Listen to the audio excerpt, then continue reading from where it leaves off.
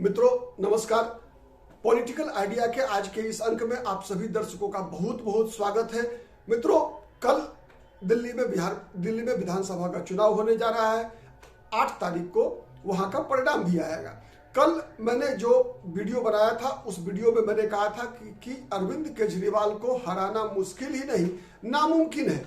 ये बात सच है। आज भी मैं वही बात दोहरा रहा हूं कि अरविंद केजरीवाल दिल्ली विधानसभा चुनाव, आम आदमी पार्टी दिल्ली विधानसभा चुनाव 2025 फिर से एक बार जीतने जा रही है और भारतीय जनता पार्टी फिर एक बार, हर बार की भांति इस बार भी विपक्ष में बैठना पड़ेगा बीजेपी को। और कांग्रेस की स्थिति फिर नहीं सुधरी है। आप कह सकते हैं 4% वोट मिला था पिछली बार, हो सकता है ये अधिक से अधिक 5 या 6% वोट हो जाए। इससे अधिक कांग्रेस को सफलता नहीं मिलने वाली है। सीटों का अनुमान लगाना थोड़ा मुश्किल है, लेकिन इतना तय है कि आम आदमी पार्टी को बहुमत मिलने में कहीं कोई परेशानी नहीं होने वाली है। भारतीय जनता पार्टी 10 से 15 सीट, मैक्सिमम 20 सीट तक जा सकती है और कांग्रेस 0 to 5, ये 5 सीट भी अगर कांग्रेस पार्टी को मिलेगा तो ये मत सोचिएगा कि ये कांग्रेस की उपलब्धि है। ये व्यक्तिगत रूप से जो उम्मीदवार है उनकी जीत होगी, कांग्रेस पार्टी की जीत नहीं होगी। कांग्रेस लगभग दिल्ली में अस्तित्वहीन हो चुकी है और कांग्रेस का अस्तित्वहीन होना ही आम आदमी पार्टी की मजबूती का एक बहुत बड़ा कारण है। कई कारण है, उसमें एक बहुत बड़ा कारण है। लेकिन मैं आज दूसरी तरफ आपका ध्यान आकृष्ट करना चाहता हूं। मैं आकृष्ट यह करना चाहता हूं कि देखिए, अरविंद केजरीवाल की फिर से जीत हो रही है, उनकी पार्टी की सरकार बनेगी। लेकिन एक बात समझिए, हमारे देश में जो संविधान है, ठीक है, उसमें संविधान तो है, संविधान के अनुसार अरविंद केजरीवाल की पार्टी का चुनाव जीत जाना, फिर उनकी सरकार बनाएगी। लेकिन क्या इसके माध्यम से लोकतंत्र मजबूत हो रहा है? यह बहुत बड़ा सवाल है।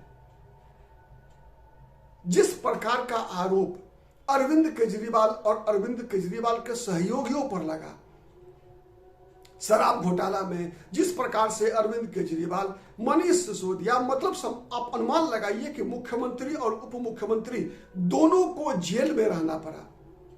ठीक है, सत्येंद्र जैन की बात आप मत भूलिए। सत्येंद्र जैन लगभग 1.5-2 साल तक लगातार जेल में रहे और कई मंत्री विधायक उनके जेल में रहे।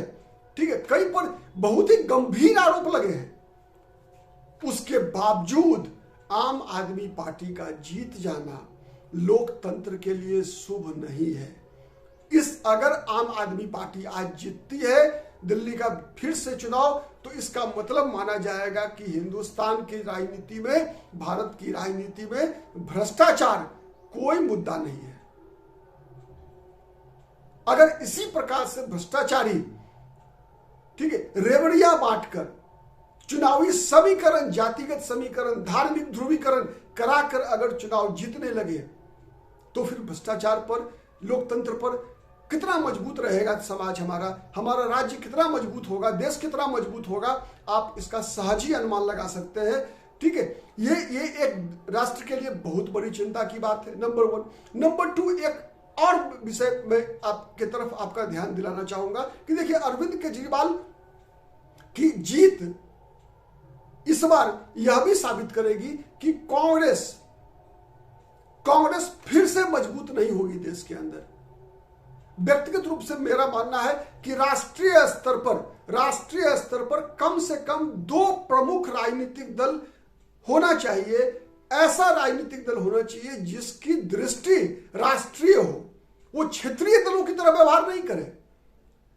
हमें पता है कि क्षेत्रीय दल जो है राष्ट्रीय एकता को मजबूत करना उनकी जिम्मेवारी, अपनी जिम्मेवारी नहीं समझते, जबकि ऐसा है नहीं, होना नहीं चाहिए। लेकिन कई बार हमने देखा है कि विभिन्न छत्रप जो है, अलग अलग राज्य के जो क्षेत्रीय दल है, वो ऐसी घोषणाएं, ऐसी बातें, ऐसी राजनीति करने का प्रयास करते हैं जिससे राष्ट्रीय सुरक्षा को खतरा होता है, लेकिन उनकी सरकारें बन जाती है। भावनाएं भड़काकर वो सरकार बना लेते हैं, राजनीतिक रोटियां सेक लेते हैं, लेकिन राष्ट्रीय सुरक्षा के लिए बेहतर नहीं होता। तो इसीलिए राष्ट्रीय स्तर पर कांग्रेस का मजबूत होना कहीं ना कहीं जरूरी है। लेकिन इसकी जिम्मेवारी किसकी है? कांग्रेस को मजबूत करने की जिम्मेवारी किसकी है? यह सबसे बड़ा सवाल है। क्या कांग्रेस को मजबूत करने की जिम्मेवारी भारतीय जनता पार्टी की है? नहीं। क्या कांग्रेस को मजबूत करने की जिम्मेवारी आम आदमी पार्टी की है? नहीं। क्या कांग्रेस को मजबूत करने की जिम्मेवारी ममता बनर्जी की है, लालू प्रसाद यादव की है, अखिलेश यादव की है? नहीं, स्टालिन की नहीं है। जिम्मेवारी किसकी है? जिम्मेवारी उन लोगों की है जो कांग्रेस का नेतृत्व कर रहे हैं। घोषित तौर पर देखा जाए तो मल्लिकार्जुन खड़गे की जिम्मेवारी है, लेकिन अघोषित तौर से पर्दे के पीछे से पार्टी कौन चला रहा है? पार्टी चलाने की जिम्मेवारी कांग्रेस गांधी परिवार की है। सोनिया गांधी, राहुल गांधी, प्रियंका गांधी, इनकी जिम्मेवारी है। और ये अपनी जिम्मेवारी कब समझेंगे कह नहीं सकते। आप क्या अनुमान लगा सकते थे कि राजीव गांधी के समय में, इंदिरा गांधी के समय में कार्यकाल के दौरान, या जवाहरलाल नेहरू के कार्यकाल के दौरान उनका शीर्ष नेतृत्व कभी किसी ऐसे मुद्दे पर जाकर अपनी राजनीति करे, अपनी सॉलिडेरिटी शो करे, एकता दिखाए ऐसे लोगों के साथ, जैसा कि राहुल गांधी ने जेएनयू में किया था? आपको याद होगा जेएनयू में राहुल गांधी ने क्या किया था? जेएनयू में जाकर राहुल गांधी ने उन लोगों के समर्थन में वहां पर अपनी उपस्थिति दर्ज कराई थी जो लोग वहां पर अफजल गुरु की बरसी के दिन भारत तेरे टुकड़े होंगे इंशाअल्लाह के नारे लगा रहे थे। राहुल गांधी उन लोगों के साथ वहां पर जेएनयू कैंपस में खड़े हुए थे जो मणिपुर की आजादी, कश्मीर की आजादी, मिजोरम की आजादी की बात कर रहे थे। आप अनुमान लगाइए कि इंदिरा गांधी ने स्वर्ण मंदिर में ऑपरेशन क्यों किया था? राष्ट्रीय एकता के लिए उनकी शहादत हुई थी, राजीव गांधी की शहादत हुई थी। आप राजनीतिक मतभेद हो सकता है आपका राजीव गांधी के साथ, इंदिरा गांधी के साथ, हर दल की अपनी विचारधारा होती है, लेकिन क्या कांग्रेस जैसी पार्टी राष्ट्रीय हित से कॉम्प्रोमाइज कर सकती है? लेकिन आज कई ऐसे उदाहरण मिल जाएंगे आपको जब लगेगा ऐसा कि कांग्रेस पार्टी कहीं ना कहीं नेशनल इंटरेस्ट से भी कॉम्प्रोमाइज करती हुई दिखती है। तो ये परिस्थितियां बदलने की आवश्यकता है। कांग्रेस को इस देश की आवश्यकता है कि कांग्रेस कम से कम भारतीय जनता पार्टी के समक्ष एक राष्ट्रीय राजनीतिक दल के रूप में लगातार चुनौती पेश करे। लेकिन दुर्भाग्य रहा है देश का, एक बात और मैं केवल जोड़कर इस बातचीत को विराम देना चाहूंगा।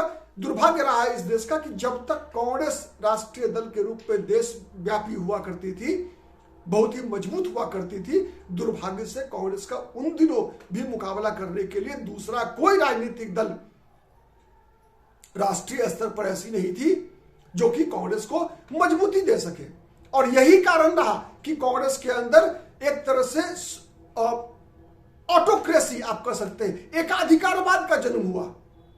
और उस एकाधिकारवाद के जन्म ने कांग्रेस को एक परिवार की पार्टी बना दिया। और एक परिवार की पार्टी बन जाने के बाद कांग्रेस का क्या हसन हो रहा है, हम लोग इसके गवाह हैं, प्रत्यक्ष गवाह हैं। ठीक है, इसीलिए मैंने कहा कि इस देश की आवश्यकता है कि कांग्रेस एक राष्ट्रीय राजनीतिक दल के रूप में देशव्यापी हो और उसी मजबूती से भारतीय जनता पार्टी का मुकाबला कर सके। तो लोकतंत्र में सत्ता और विपक्ष दोनों की जिम्मेवारी होती है। विपक्ष भी उतना ही मजबूत होना चाहिए जितना मजबूत सत्ता पक्ष होता है।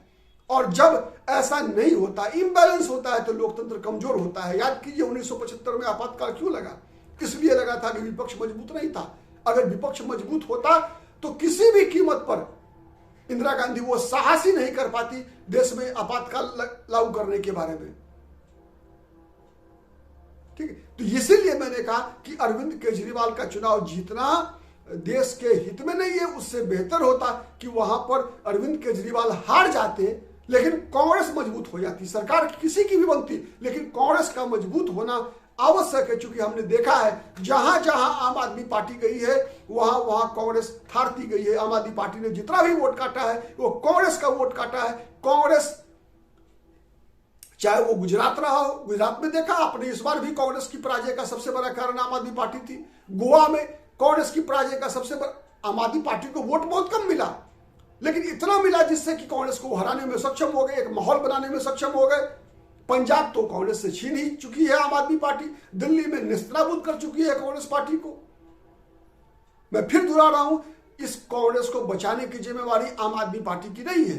कांग्रेस को मजबूत करने की जिम्मेवारी भारतीय जनता पार्टी की नहीं है। कांग्रेस को मजबूत करने की जिम्मेवारी हम मीडिया के लोगों की नहीं है। कांग्रेस को मजबूत करने की जिम्मेवारी कांग्रेस के नेतृत्व का है। बहुत बहुत धन्यवाद। जय हिंद, जय भारत, नमस्कार।